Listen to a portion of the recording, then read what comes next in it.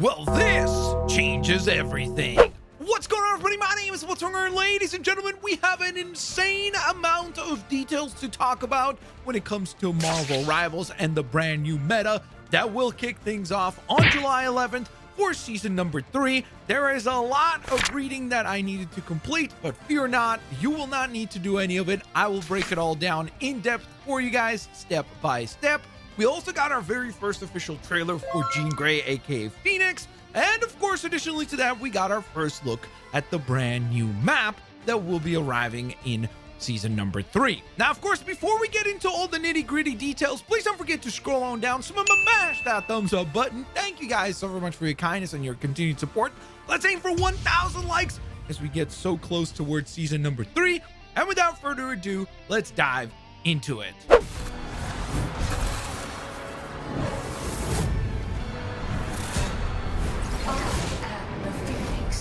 So we kick things off with Jean Grey herself. We got the official teaser trailer for the character, showcasing all of her abilities, her mobility, and her incredibly powerful ultimate.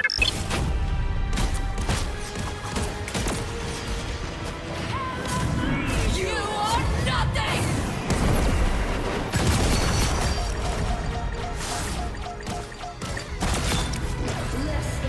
So yes, I know that our natural instinct with every single one of these brand new character reveals is to go, oh my goodness, this character is overpowered. And she might very well be overpowered, but I think that we really also need to kind of pump the brakes and actually remember that trailers like this are meant to showcase the character in their most positive and most powerful light, meaning that just because a character seems broken from a trailer like this, it doesn't mean that she will be. Now, is there a chance that she'll be overpowered on launch day? Yes, of course, absolutely. I mean, if you look at Ultron, when they went ahead and launched him, he wasn't that powerful. They patched it. He became incredibly problematic to the point that now he's going to be getting nerfed.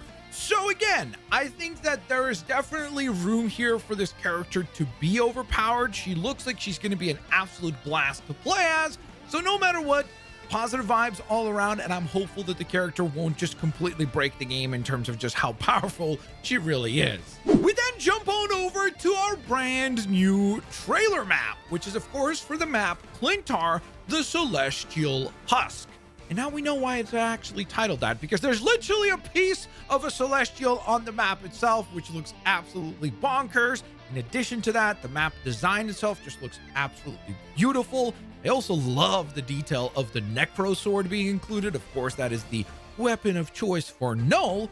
Man, if we ever get him as a playable character, that would be wonderful. But even if we don't get him, another person that did wield that sword would be Gore the God Butcher. He would be a pretty cool character to be included maybe in the future as well. I just love the idea of planting these little Easter eggs from the Marvel Universe into Marvel Rivals, and also possibly teasing upcoming characters that might interact with some of these Easter eggs. So that is exciting in and of itself. In addition to that, obviously we also learned that this will indeed be a domination style map, which made perfect sense because after all, this is our second Clintar map. We already have a payload style map for Clintar. So it would make sense that if we're going to get another Clintar map, that it would be of a different game type. So I definitely have no problems with it whatsoever, even though I do know that some people are unhappy about it being a domination map, because I think just that some people just don't really like that style of gameplay. But it perfectly makes sense when you really think about the fact that we already had a Clintar map. It would make no sense to have two payload style maps on the exact same map. I think that would be kind of lame. Now, something that will definitely not be lame is the absolutely bananas meta that is awaiting for us when season 3 launches. Now, I do want to clarify one thing, because I have seen some people say, oh, this is already getting implemented with this upcoming Thursday patch for Marvel Rivals. No, that is not true. The balance post that we're talking about right here is the one that will be getting implemented specifically for season 3. That means that from today, when I'm recording this, which is July 3rd, up until July 11th, or I guess really late at night, July 10th, the meta is still the previous one that we are used to. These new implementations will only be going live when season 3 goes live. So just a clarification there. With all that in mind, let's dive into the actual details that we can await. So we're going to start with the buffs and nerfs and work our way through all the different categories. So we kick things off with the Vanguards, and more specifically Emma Frost, who's going to be experiencing a handful of changes.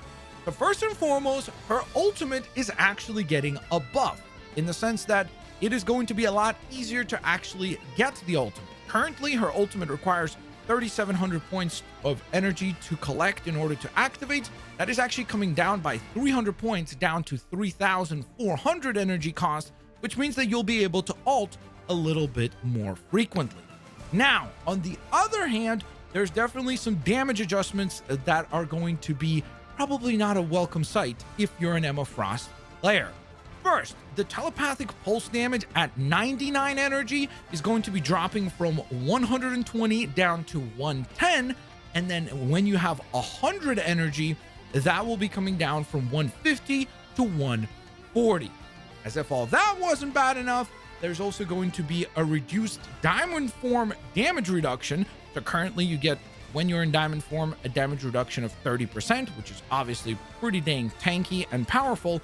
That will be coming down by another 5%, because remember, this was already nerfed previously, but this will be coming down now to 25% of damage reduction when you are in diamond form. So next, let's talk about the Thing, who's of course going to be gaining a brand new ability titled Battle Blitz. The Thing will now be able to leap towards not just friends, but enemies, and when doing so, you will be gaining a 25% damage reduction.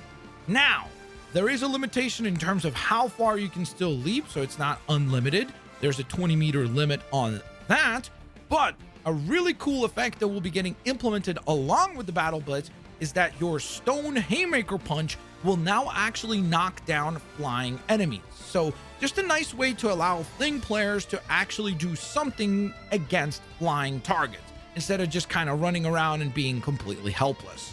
And speaking of helpless, Venom is going to be making things a lot more helpless for his foes, because the cellular corrosion enemy slowdown effect is actually going up from the current 15% all the way up to 25%, which might not sound like a significant bump, but I think this is a pretty big game changer. It means that targets that are within Venom's, I guess, corrosion effect, you're going to be slowed down by 25%. That's a pretty significant slowdown, especially if you're talking about certain characters that don't move all that fast as it is.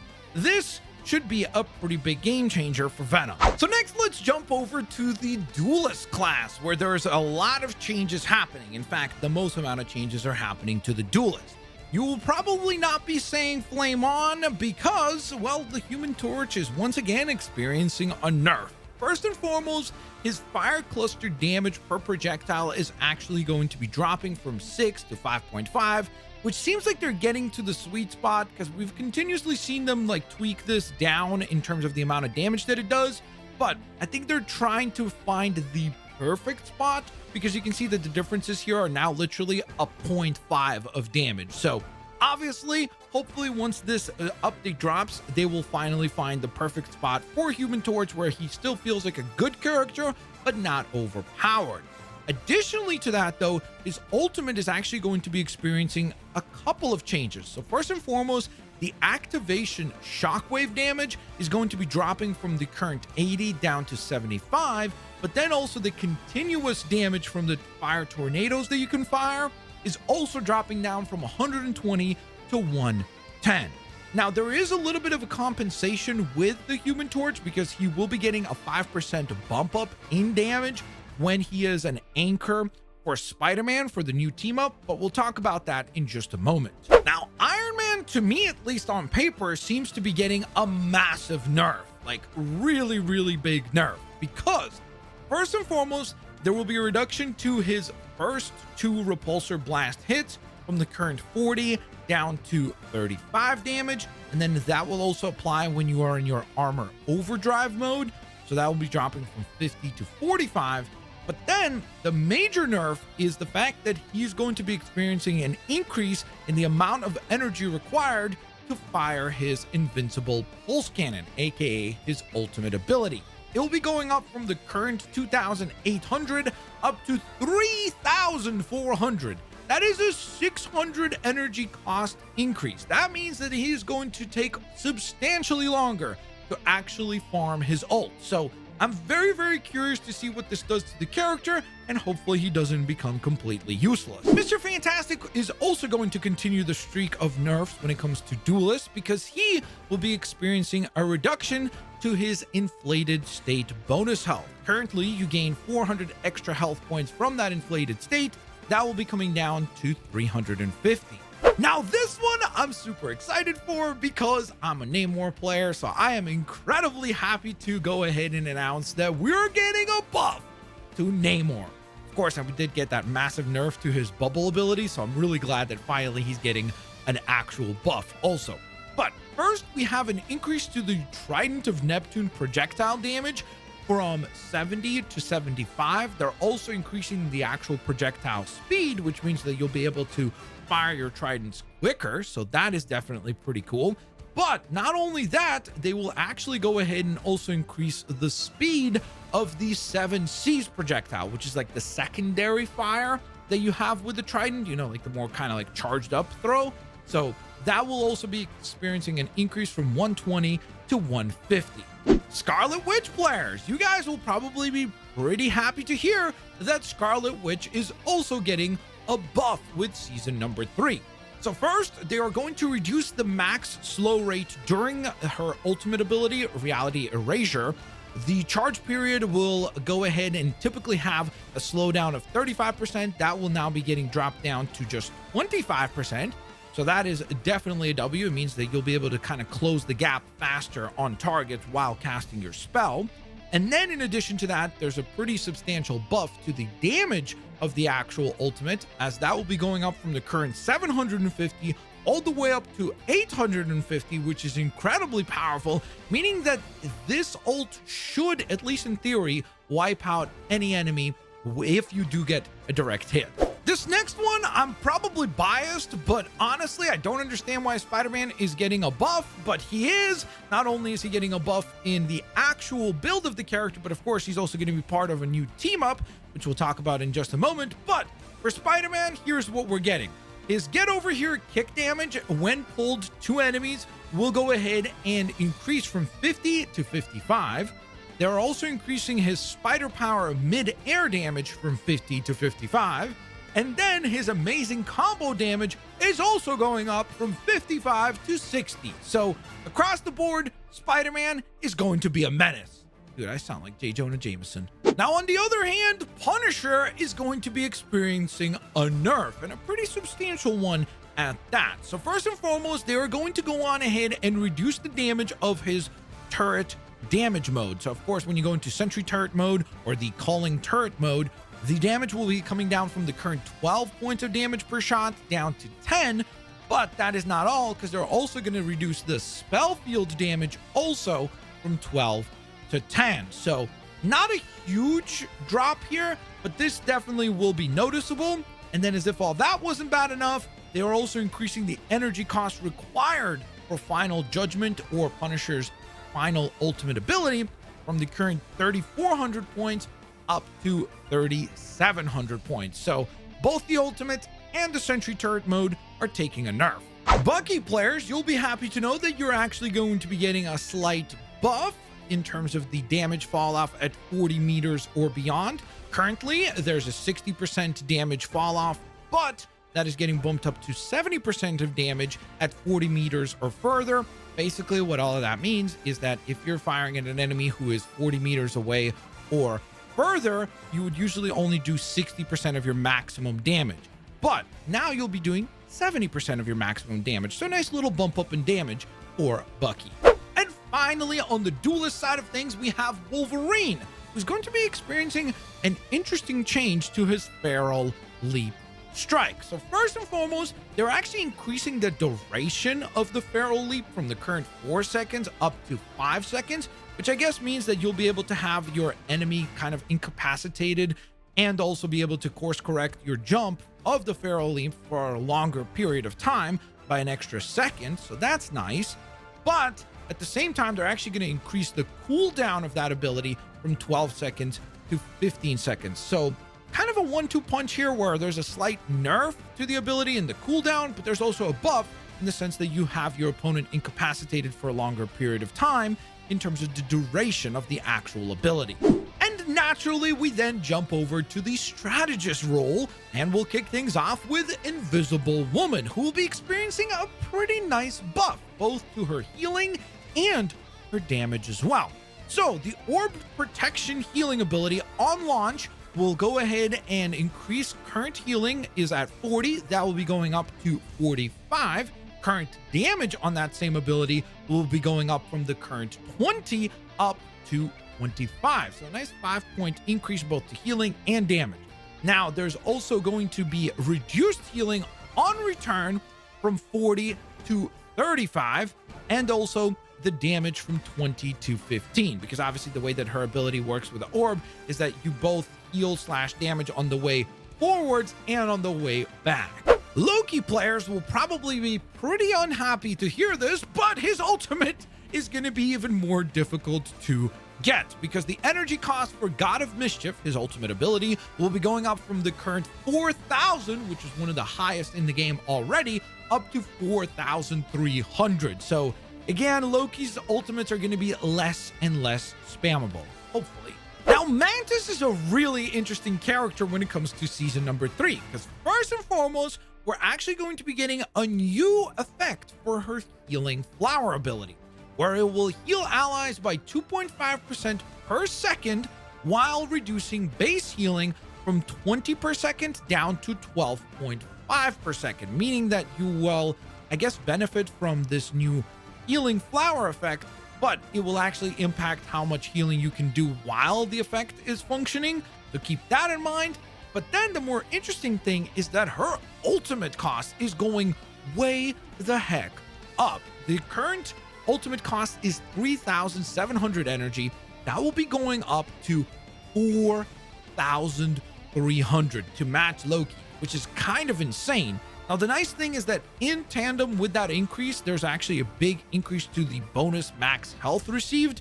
It will be going up from the current 100 to 150. So that is definitely nice, but a very weird change here to Mantis in my personal opinion. I guess we'll see how it's actually going to play out once the patch goes live. And then we knew that this one was coming, and we knew that this one was going to happen, but Ultron will indeed be receiving a nerf in the form of a reduction to his dynamic flight acceleration effect time. So that will be going down from the current 8 seconds of acceleration down to just 6 seconds of acceleration.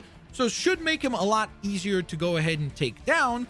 And then they are also going to go on ahead and reduce the imperative firewall bonus health to himself from the current 75 HP just down to 65 HP.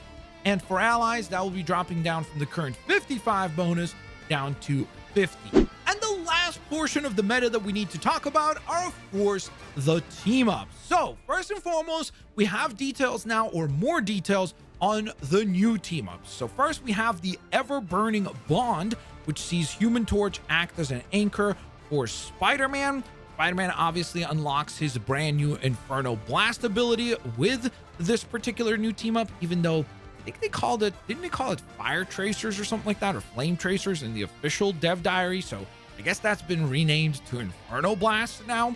But we also now have details of the fact that Human Torch will be experiencing a 5% boost in damage output as a result of this team up being active, which seems like it should function well, considering the fact that he's actually getting nerfed in the regular, I guess, output, or like the regular character. But it's nice that the team up will be able to probably compensate for some of that nerf. And then over on the other brand new team up, which is of course Primal Flame, which sees Phoenix act as the anchor for Wolverine. We obviously know Wolverine is going to be experiencing an extra burning effect to his Feral Leap, which is all cool and neat, but we didn't know what would Jean Grey actually get out of being the anchor for this team up. Well, as the team up anchor, Phoenix gains a 10% boost in damage output. So as broken as the character looked in that trailer, this worries me. This team up really genuinely worries me, because it sounds like it is going to make Jean Grey very, very powerful. Now, of course, they once again reaffirmed that both ESU Alumni and the Storming Ignition, which are the team-ups for Spider-Man and Squirrel Girl, and Storm and Human Torch respectively, will be getting removed starting with season number 3, so enjoy those while you still can. On the flip side of that, we did learn that for the Stark Protocol, which of course sees right now Iron Man and Ultron team up, we will see the addition of Squirrel Girl, where she will gain a brand new Squirrel Missile ability that homes in on targets. No changes in terms of the bonus to Tony, so no additional buffs or nerfs or anything like that when this team up is active. And then of course for Symbiote Shenanigans, we know that right now that team up is between Venom and Jeff the Land Shark. Starting with season number 3, they will also be adding the Queen in Black into this team up, aka Hela, where her Soul Drainer ability will be gaining the Tendrils ability to slow down enemies. So should be a pretty useful overall team up between those 3. However, with this new balance post, we also learned that there's going to be an increase to the Guardian of the Deep maximum bonus health that Jeff gains as part of this team up as well, from the current 50 up to 100, and the max Tendril link period is going up from 3 seconds up to 5 seconds. So a pretty nice little buff there. I feel like this Symbiote Shenanigans team up is going to be very, very powerful. So I really hope that you have a friend out there that plays Jeff, Venom, and Hela, because this combination seems like it's going to be quite deadly. And then last but certainly not least, they are also going to be slightly nerfing the Guardian Revival team up, which is of course the one between Adam Warlock, Star-Lord, and Mantis, as they will increase the leader's soul and nature's soul ability cooldown, that's the little cocoon respawn ability, from the current 120 seconds up to 135 seconds, making it less spammable.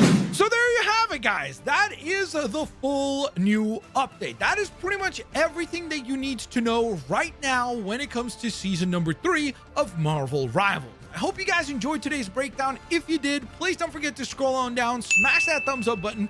Thank you guys so very much for your kindness. Thank you guys so very much for your continued support. I will hopefully see you guys here on the next one as we get closer towards season number 3 and all the insane, exciting stuff that we get to look forward to. I hope y'all have an absolutely fantastic rest of your day. Peace out. See you laters, alligators.